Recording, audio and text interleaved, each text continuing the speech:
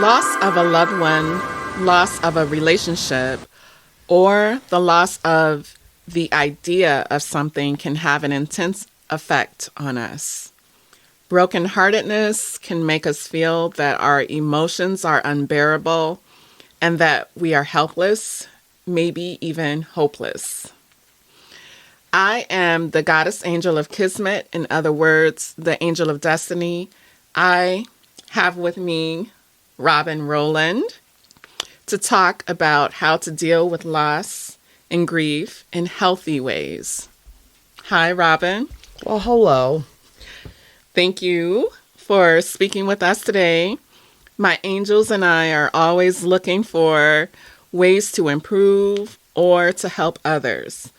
I refer to the audience as souls or angels that have the same intentions. So, you have experienced loss and grief in your life. Can you tell us about an incident? Yes, but first I want to make sure that everybody listening understand that my thoughts and the way I handle grief are from my experience. And I am not a grief counselor. I am not medically or psychologically trained. I just know what I know from reading and dealing with it on my own. The first question is, can you tell us of any incidents that you've had with grief and loss, especially any pertaining to the loss of a loved one, the loss of a relationship, or the loss of an idea of something that you thought would make you happy? How far back do you want me to go, darling? I really don't. It's so far in the past. I lost my mom when I was 6. That was a difficult time as a kid. Trying to be the adult, helping my grandmother wrangle my siblings. Okay. Then there came the loss of my marriage. Okay. The divorce, and coming to realize even before the divorce that relationship had sailed. All my ideas of what a marriage should be, our future together, plans of grandkids. Right. That's a tough loss to handle when you've been married for 26, 24, whatever length of time. I'm sure it's hard to handle even for shorter marriages, but what I'm saying is that length of time it's hard. But there were other circumstances revolving around that ending of that relationship that made it a good and healthy thing for me in the end. That's very interesting. A breakup being healthy. Correct. During the marriage, I didn't realize how much control that I had given away to the other person. Okay. And when he was no longer obliging, when he was no longer willing to work towards an end, and he had other interests, and that I was not as big a priority as he was to me. Got it.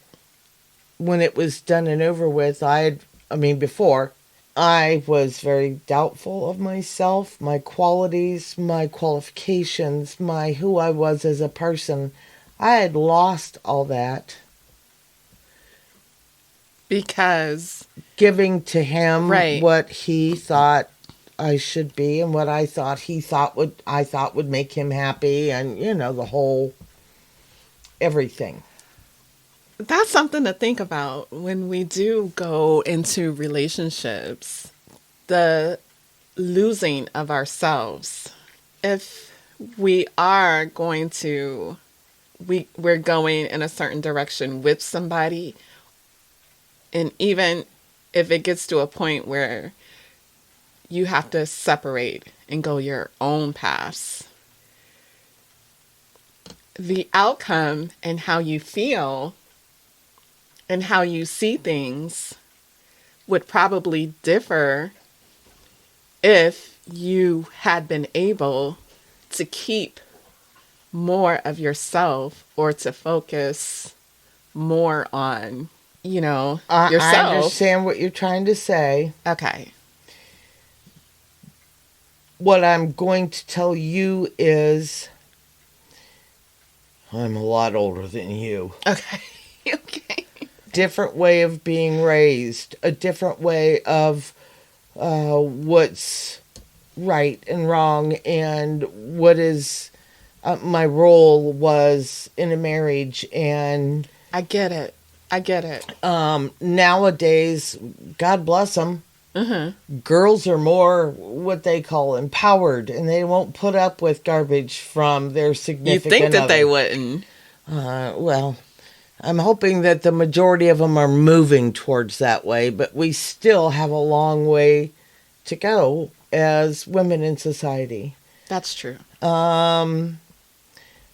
And I really thought I was doing what was right. Right. Raising the kids, cleaning the house, Yes. having dinner on the table. Right. I'm like June Cleaver at 5 o'clock, 6, whenever he got home from work. Okay.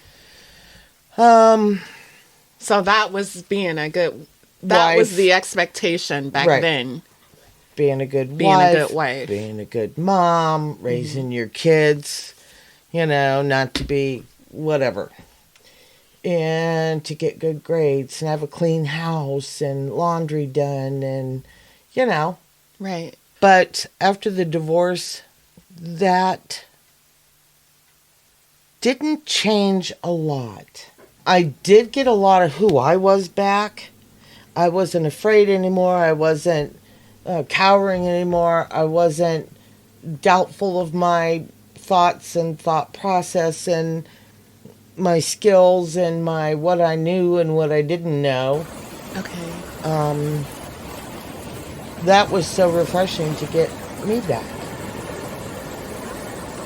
And there's still a part of me that, I don't know, like I said, I'm not a psychologist, but you want to give to that other person.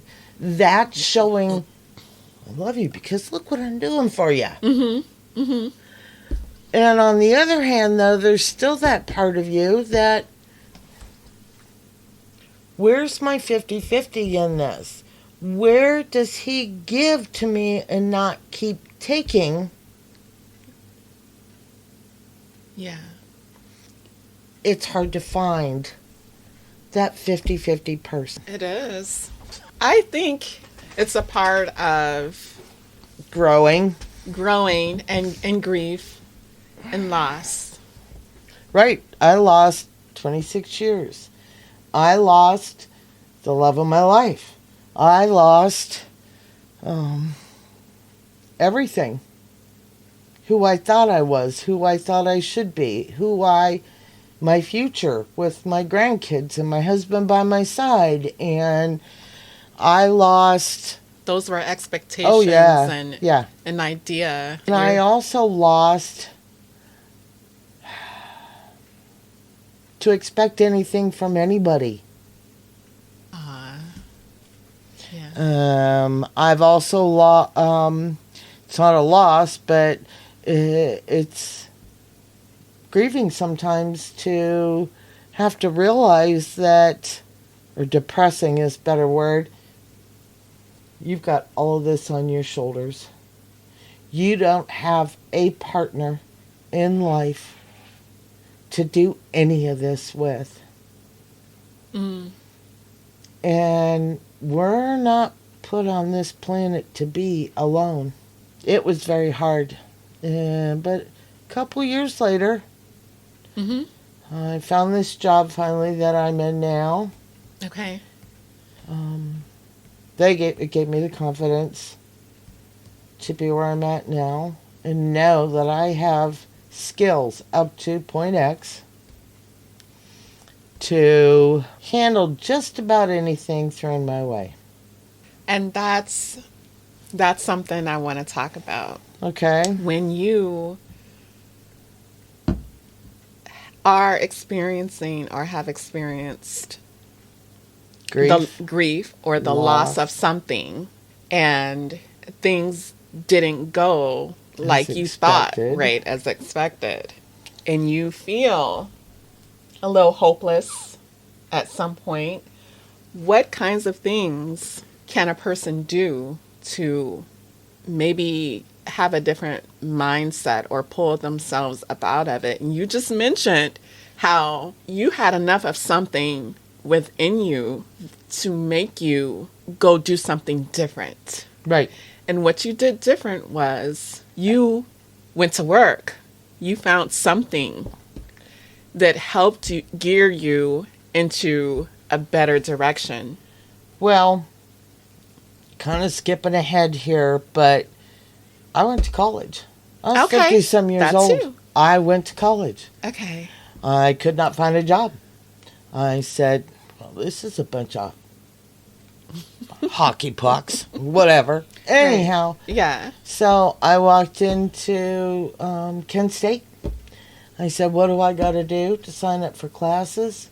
Mm-hmm. I'm too old to be working on the floor of a factory, standing however many 8 hours a day on a cement floor, lifting catalogs in boxes that weigh 50 pounds. I just couldn't do that. So you had thought about all of your options. Right. You wanted change. Right.